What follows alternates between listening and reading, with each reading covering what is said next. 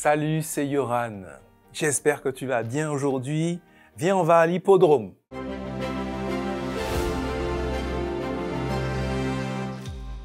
La pensée du jour se trouve dans Ecclésiaste, chapitre 9, versets 11 et 12. J'ai vu encore bien des choses ici-bas.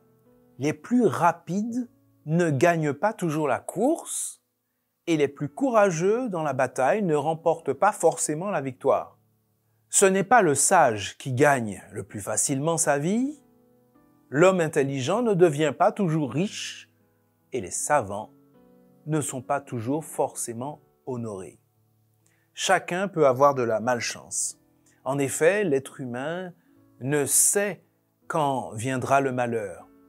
Comme le poisson est capturé dans le filet fatal ou l'oiseau pris au piège, il voit le malheur s'abattre sur lui à l'improviste.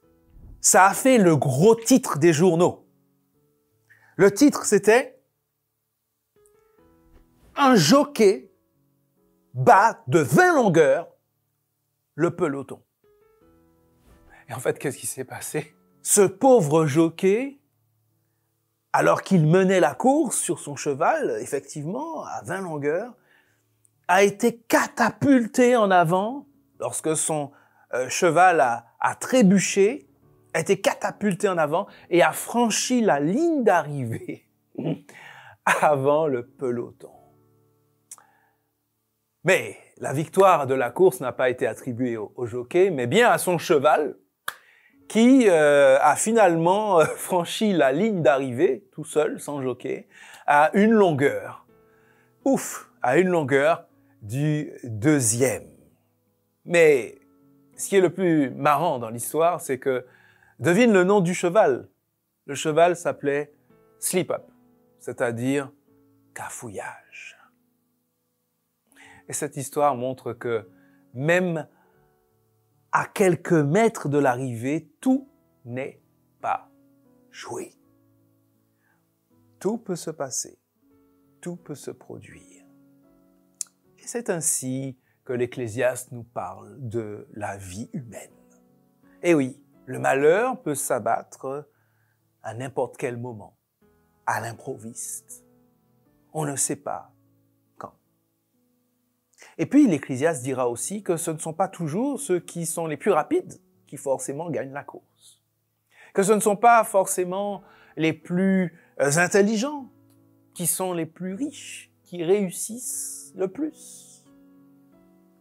Et oui, eh bien, on a des toiles qui se vendent, toiles de Van Gogh par exemple, qui se vendent à plus de 80 millions de dollars, alors qu'il y a 100 ans de cela, Van Gogh était un peintre paumé, pauvre, dans la misère, qui dépendait des autres pour vivre. Et on peut dire la même chose d'autres compositeurs célèbres, comme Beethoven par exemple. Beethoven a fini sa vie dans une chambre froide, mal chauffée, alors qu'aujourd'hui, on joue ses œuvres dans les plus grands auditoriums. La vie humaine est ainsi faite, on ne sait pas de quoi est fait demain. Alors, il faut beaucoup d'humilité, beaucoup d'humilité. Puisqu'on ne sait pas de quoi est fait demain, il faut remettre sans cesse son présent au Seigneur, son présent d'aujourd'hui au Seigneur. On pense que ça y est, la course est gagnée, mais on ne sait pas de quoi est fait demain. Aujourd'hui, je te propose de remettre à Dieu ta course d'aujourd'hui.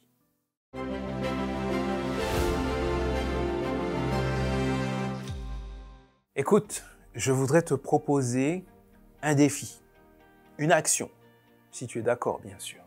Essaie de réfléchir à une personne dans ton entourage qui ne connaît pas les pensées du jour et à qui elle pourrait faire du bien. Peut-être une pensée du jour en particulier, peut-être, sur un sujet bien précis. Alors, je te propose d'envoyer cette pensée du jour à cette personne. Rendez-vous demain pour la prochaine pensée du jour.